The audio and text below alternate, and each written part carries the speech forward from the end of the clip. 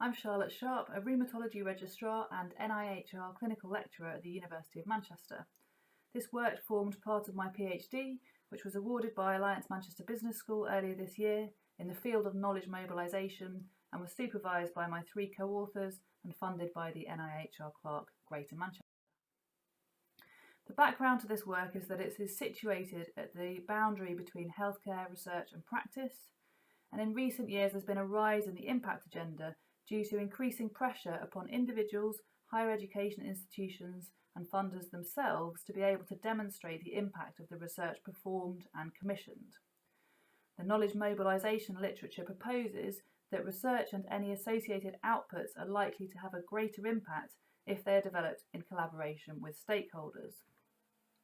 Engagement here is defined as a bidirectional relationship between the stakeholder and researcher that results in informed decision making about the selection, conduct and use of research, and stakeholders in research might be researchers, clinicians, managers, patients, policymakers, public and funders. The terminology is contested, but there's a broad spectrum from consultation with stakeholders, where you might present them with a near finished product and ask for their input, through to much more engaged levels where you might co-design or co-produce a product or the research itself. Despite all of the common sense assumptions behind this, there are to date few evaluations of stakeholder engagement or its impact on research, policy and practice. My broader PhD looked at the development of toolkits and other non-academic products from healthcare research, such as guidance and dashboards, which aim to mobilise knowledge from healthcare research. It looked at the drivers for their production and interrogated the aspects of the products or their development which might influence their potential application in practice. The prospective longitudinal observational study of the development of 4 products from healthcare research inevitably included a focus upon engagement with stakeholders, including both the intentions to engage and the realities of these interactions in practice. An overview of the methods: there was an early exploratory interview study which included perspectives from academics, funders and practitioners regarding toolkits as an example of products from healthcare research. Exploratory study findings informed the design of a prospective longitudinal study of 4 cases of applied healthcare research projects intending to develop these products. The development and application of each product was studied for a mean of 10.5 months, and data were generated from semi-structured interviews, observations and documents, and then assimilated into narrative summaries and analysed thematically using constant comparative techniques. The exploratory study findings highlighted the importance of engaging stakeholders when developing products and in tailoring them to users' needs. Stakeholder engagement was held in high regard by the majority of participants and was cited as important for success in research funding applications and in project proposals. I'm now going to talk you through the case study findings. Across the top is the letter designated to each case, which were randomly assigned, and then down on the left you've got the initial hopes for each project, the reality of what they were able to perform in practice, the impression that I formed as a researcher of the stakeholder engagement, and then some information about the product and how it was used, just to cast them in a slightly different light. So case C had the most in-depth stakeholder engagement. They had a clear vision at the beginning in their early hopes for the project. Stakeholder engagement was central to the project design and included a number of different modes of interaction, including a formal evaluation of the tools that they developed in action. The reality was that these hopes were met throughout. They had detailed, meaningful stakeholder engagement which lived up to expectations of the researchers and the stakeholders that they engaged with. So my impression as a researcher of this engagement was that of co-design, and they eventually developed co-design tools which we developed at a number of different NHS sites and had bespoke aspects for each site, some of which were used locally during and a few after the project, but although they planned to develop a publicly available toolkit, this had not yet been developed once the project ceased, my research study ceased. Case D is at the other end of the spectrum, much more of a consultative approach. So Case D hoped to perform 40 interviews with a range of different stakeholders, perform a focus group and do some end user testing. In practice, their stakeholder engagement was much more constrained. They performed 10 interviews and had some critique for the type of person they interviewed in terms of whether or not that was seen to be true sort of representation of different stakeholders. And they did some end user testing when they launched the product at the very end. They gave the interviewees a version of the guidance that they were developing. These interviewees then fed back, their views were incorporated, and then it led to the end product. So it was a consultative process, resulting in some publicly available guidance, which hadn't been used very much by the time my research finished. Case B again had high hopes, a number of different types of engagement listed in that top box. In practice, they did manage to perform an early survey and stakeholder event to help design the specification for the dashboard that they were developing, but unfortunately they weren't able to meet that specification and therefore meet the needs of the stakeholders whose opinions they had sought.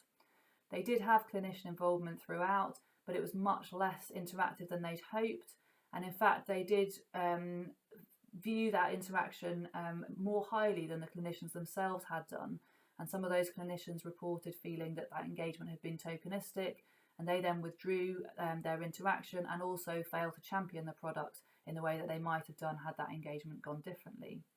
They did showcase the product, but they didn't seek any feedback and therefore didn't incorporate any. So my impression of this group's engagement was that it was tokenistic. The team developed a dashboard which you can access if you sign a data sharing agreement, and I couldn't really comment on whether or not it was used in practice because there were a number of delays in its launch, but it seemed it might be, but its future was by no means secure.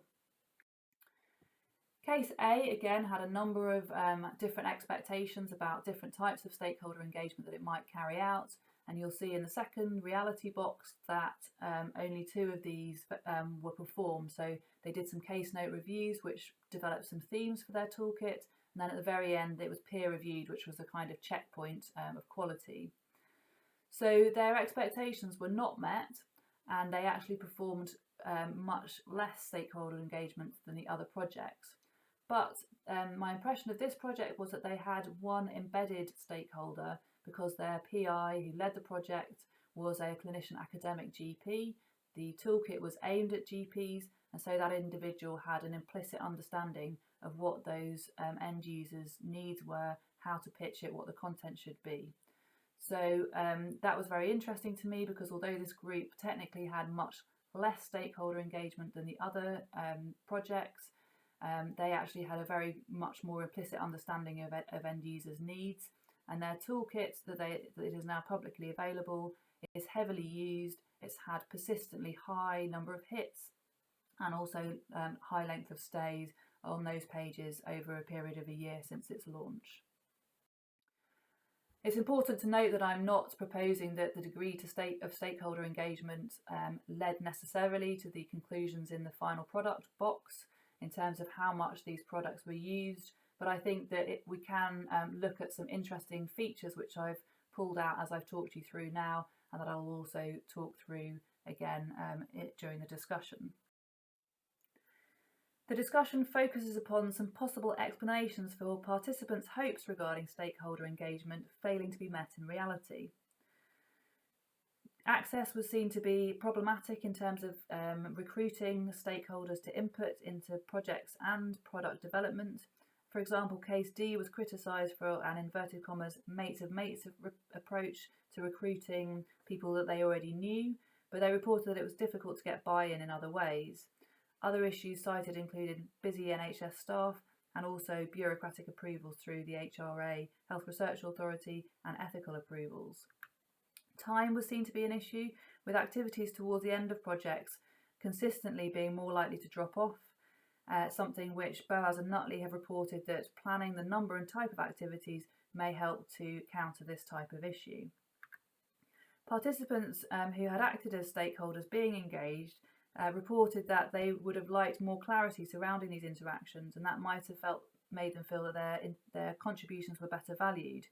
So one who'd contributed to 2 cases, which allowed for a brilliant comparison, said that, in inverted commas, when Project A's PI wants to meet up, she's always got a clear idea of what she wants my input for, and in Project B they definitely haven't.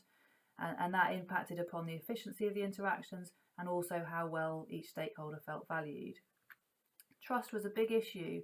One case in particular really seemed to fear the view of stakeholders because they knew that they didn't have the capacity to meet the expectations of what the stakeholders were asking for, and nor do they have the capability to change what they'd already developed.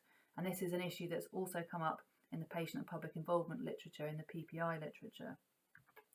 People reported that assimilating a lot of different voices was difficult. How do you deliver on everyone's wish list?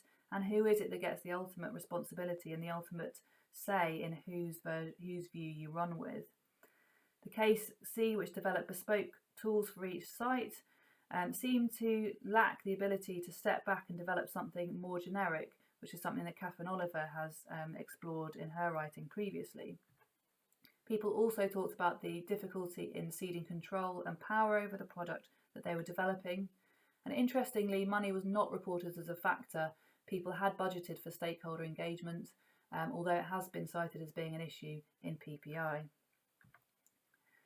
The final point on this slide is that there was some over-reporting of stakeholder engagement. Now, I don't want to over-report that in turn, but there were definitely times when people said that they'd had better engagement than they had, and sometimes when people had hoped to do more interviews than others than that actually came to light, they seemed to downplay the fact that these interview numbers had been significantly reduced.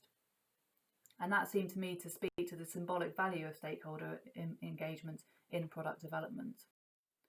The implications are that stakeholder engagement is regarded as really important for successful mobilisation of knowledge, and these 4 cases show that the reality is often very different to expectations. There appears to be high symbolic value in stakeholder engagement, in securing grant funding and also in selling products, which may lead to it being sort of oversold. And as we know from the literature, these cases really demonstrated that poor engagement can lead to the disenfranchisement of stakeholders. There's an assumption that stakeholder engagement from outside the project is essential, and case A really, I think, challenged that. They had really very little external stakeholder engagement, but the fact that they had one single member of the group who had an implicit understanding of their end users' needs seemed to contribute significantly to the success of that product. And really the kind of takeaway message is that academics and funders might consider their motivations and plans for stakeholder engagement in order to perhaps mitigate some of the complications that we saw illustrated in these cases. I'd like to finish by thanking you very much indeed for listening, and to thank the participants in particular for their time and trust. And I'd be really grateful for any comments and feedback that you'd like to leave.